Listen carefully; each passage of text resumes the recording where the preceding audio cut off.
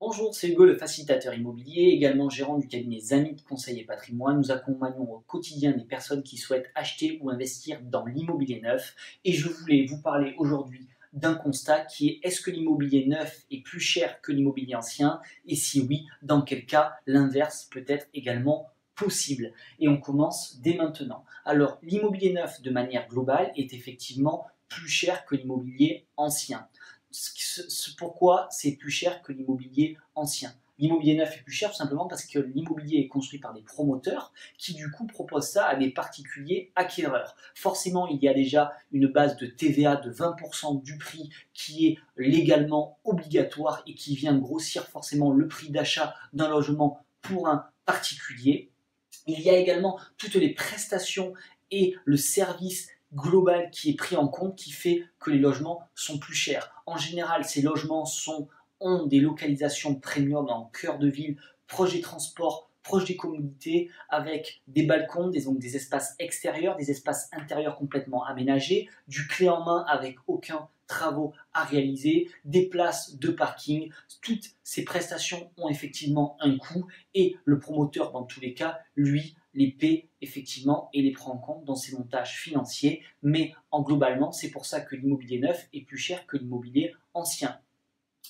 Donc, pour venir compenser globalement ce facteur-là ou ces facteurs-là, il y a les frais de notaire dans le neuf qui sont réduits. Ils viennent du coup aider les personnes qui dans tous les cas viennent acheter un logement, ont des frais de notaire à payer. Dans le neuf, ils sont réduits de moitié par rapport à l'ancien. En général, c'est de 2 à 3% dans le neuf et de 7 à 8% dans l'ancien. De manière globale, sur un achat, en général de 250 000, 200 000 euros, on est quasiment sur des frais de notaire qui sont à 10 000 euros ou à 14 000 euros pour l'ancien et divisé par 2 dans le neuf. C'est en général 7 000 euros parfois d'économiser, donc c'est pas négligeable. Et ça, des fois, ça vient un peu compenser, même si c'est minime, mais ça vient un peu compenser et aider les personnes qui souhaitent acquérir dans le neuf. Dans le neuf, il y a également beaucoup d'aides de l'État qui, en fonction des situations, viennent permettre une accession à la propriété facilitée via des dispositifs comme le prêt à taux zéro, via des aides de mairie et des collectivités territoriales,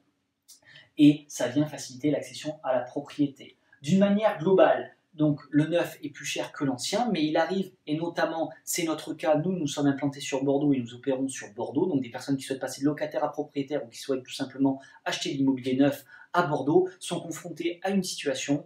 Dans des villes comme Paris, Lyon et Bordeaux, qui sont les villes les plus chères de France, il y a d'immobilier en cœur de ville qui est extrêmement cher et qui est plus cher que l'immobilier neuf. L'immobilier ancien est plus cher que l'immobilier neuf.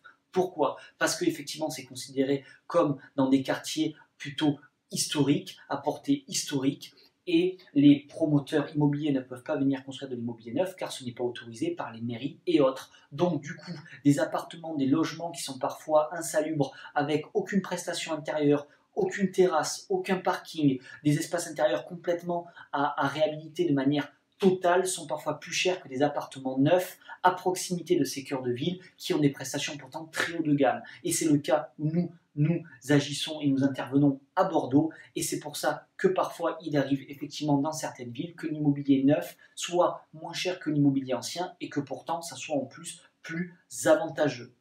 Voilà, l'immobilier neuf également, si on revient de manière globale dans le cas où il est effectivement plus cher que l'immobilier ancien, il y a également des possibilités pour acquérir le logement à des prix réduits, notamment dans les débuts de commercialisation. Les promoteurs qui construisent veulent vendre le plus rapidement possible les stocks et du coup mettent en place des offres exceptionnelles avec des frais de notaire réduits notamment, ou des frais d'achat global dans tous les cas réduits.